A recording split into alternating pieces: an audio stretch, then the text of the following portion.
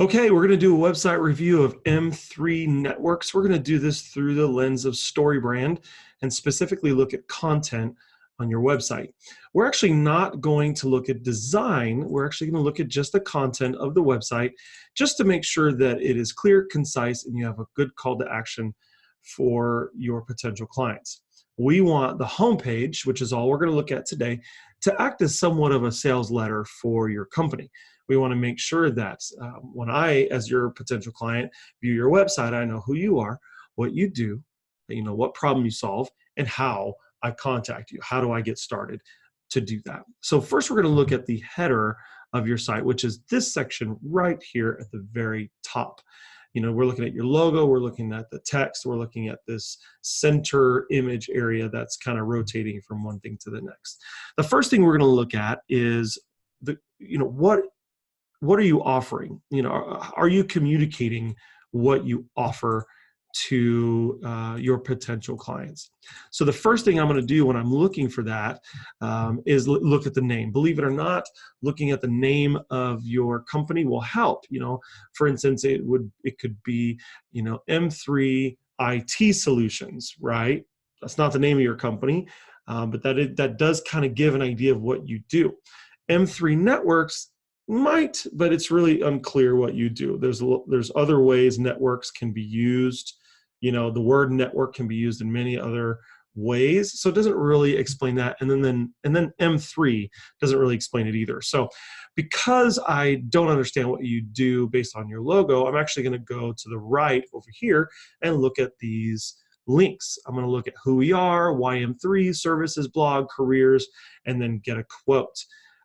Right there, I don't understand what you do. Even though you have the services button right here, it does not tell me what you do right off the bat. I should be able to understand what you do right away. So because I don't know yet what you do, I'm going to start looking down here in the center where these the text and the images are scrolling from one to the next. So for instance, it says the M3 difference, who we are. I don't know what you do. I'm not going to click who we are because I want to know that you solve my problem.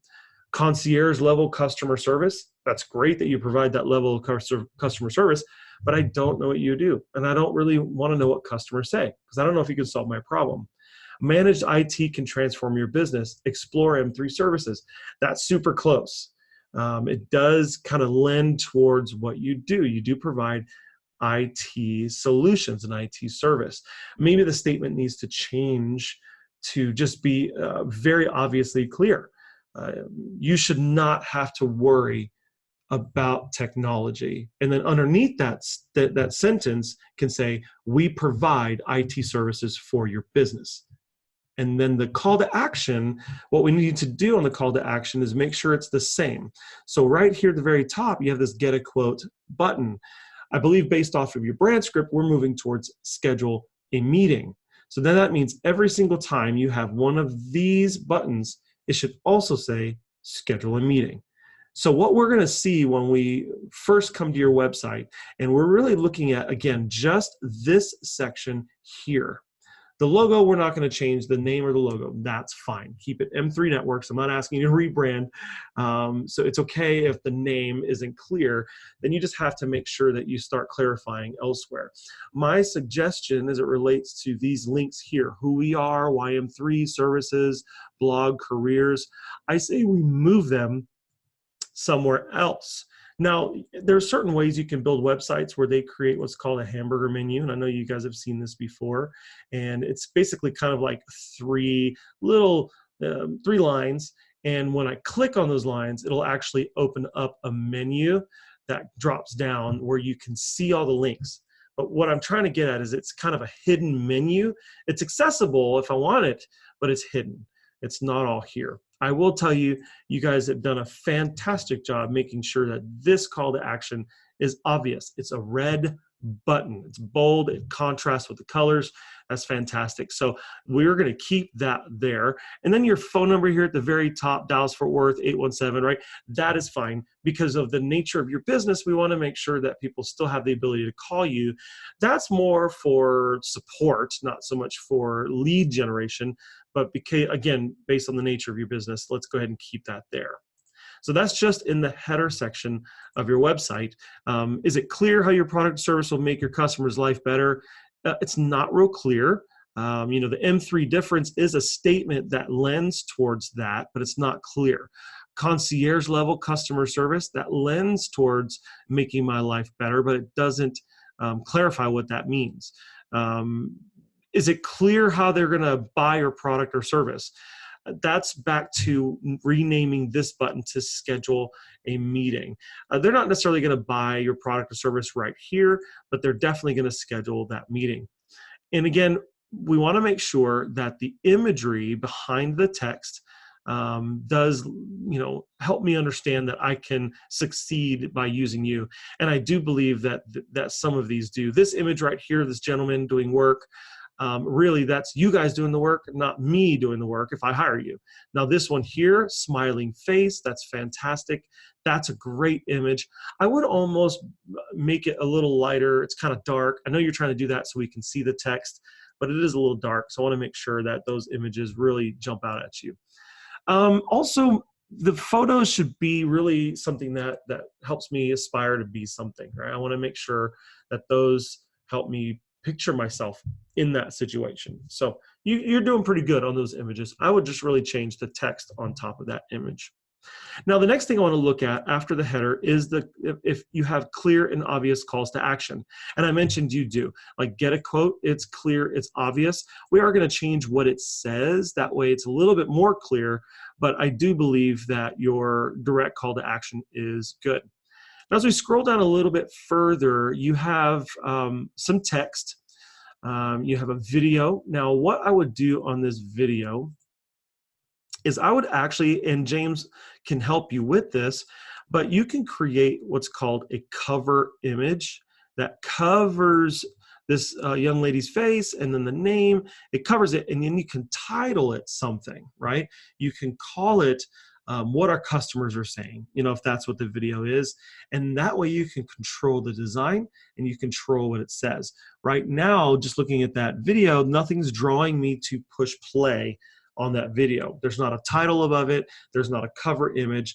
So I would change that. So from a transitional call to action, which is what this is, it's not strong. So I would do that. I would add a cover image to that area. Now the text above it, at M3 Networks, we do more than just provide high quality IT services. Right there, we're already talking about ourselves. So we want to nix that, okay? So what I would suggest is look at all of the content on here and make sure that the content is customer centric. It is focused on how you solve the customer's problems. If you use the word we or us or our company, if you use that a lot, your customer is really going to check out because we don't need to hear your story. We want to know that you can solve our problem. And so that's what you see right there is there's a lot about you. Now, if this video below is a testimony of a client talking about you, then that's powerful enough.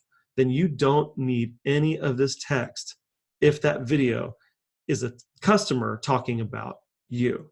All right, so maybe just put a title above it and put a cover image on top of that video and let the video do the talking for you. Now, I will tell you another way to do a transitional call to action is to download a PDF, and you have this right here.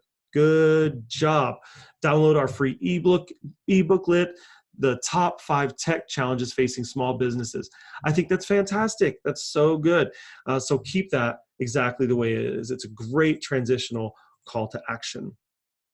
Now, if you look below, you have a 99% satisfaction rate, 30 minutes guaranteed response time, 15 minutes average response time, and as heard on the ticket. Okay, so this is good information, but probably does not need to be here. Let's move that somewhere else. I mean, a good place to put that would be in the footer of your website. right? So put it all the way at the bottom of your website, all the way at the bottom. It's a good spot for that. Again, this is a sales thing, and those are questions even we can ask and answer for them with the agreement plan in your brand script. So let's move this somewhere else. Right now, it's kind of weakened, and it actually takes away from the other content above it. So we're going to go ahead and scroll down a little bit further. Now, right here in this section, what I'm looking for right now in the nature of it all, we've talked about what's in the header. Are you communicating what you offer? We're looking at clear calls to action. The next thing I really want is a value proposition, which is like 3 or 4 things your customer will get based off of engaging with you and working with you, right? And I don't really see that in an obvious way. It might be buried in this text, but from a design perspective, remember, people don't read, they scan. So let's start with icons, right? So have an icon of a calendar, and underneath it, really nice big text that says saving you time, right? Or something like that. And have it to be something where it's an icon or a graphic and a bold title with descriptions, and then communicate success, like explain the value you'll deliver to your customers based off of in this section here. It's called the value proposition section. So that's what I would include here. Let's remove these words. Let's make it very clear, very concise. Now, I notice here, want to learn how we can make your IT challenges disappear. Set up a free no pressure consultation. Call us. So do I call you, or do I email you, or do I fill out this form? I actually would remove this entire section here and just replace it with your call to action that says schedule a meeting. Don't have that. Just a call to action that schedule a meeting. Now, if you want, you can just above this section here, remove all of this with bold text that says schedule a meeting, right? And then you can leave it as it is. They can fill that in and click send. Not a problem. This content right here above it, it's confusing. I don't know what you want me to do. You want me to call you? Do you want me to email you? Or do you want me to fill out this form? So just change that text to schedule a meeting and allow people to fill out that form and click send.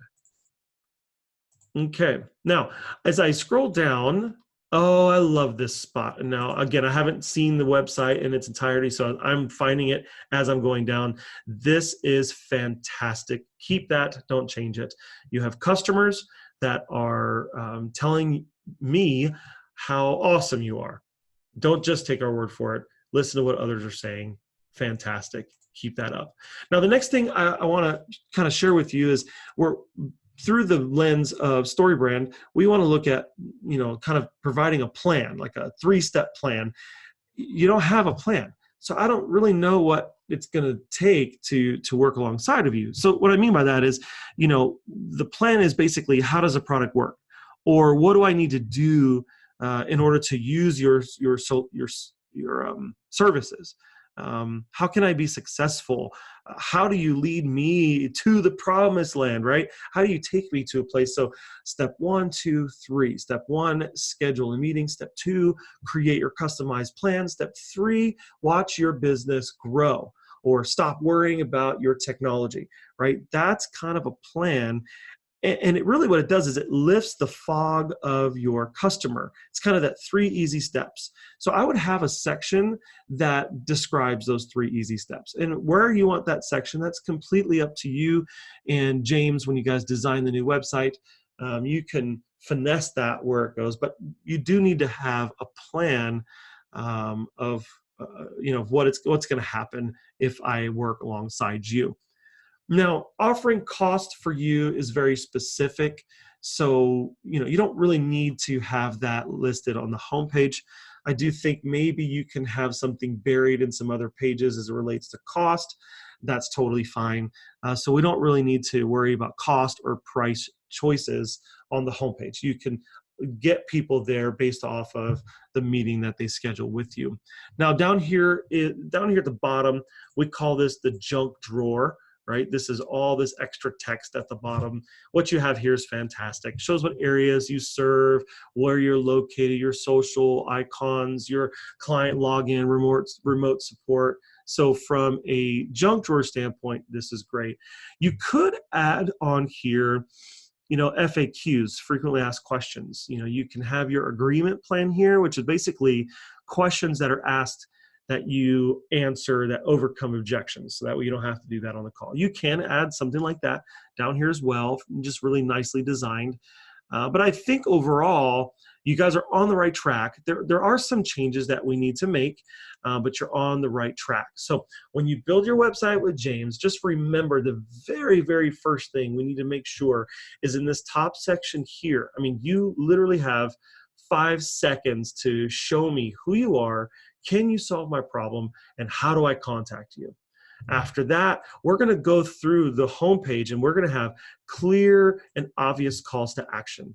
We're going to offer a value proposition. We're going to give a plan of attack, how you can lead me to the promised land. And then in the junk drawer, you're going to have what you have now, maybe add some frequently asked questions. That's it. If you have any other questions or need us to do a deeper dive into your website, feel free to let us know. Thanks so much.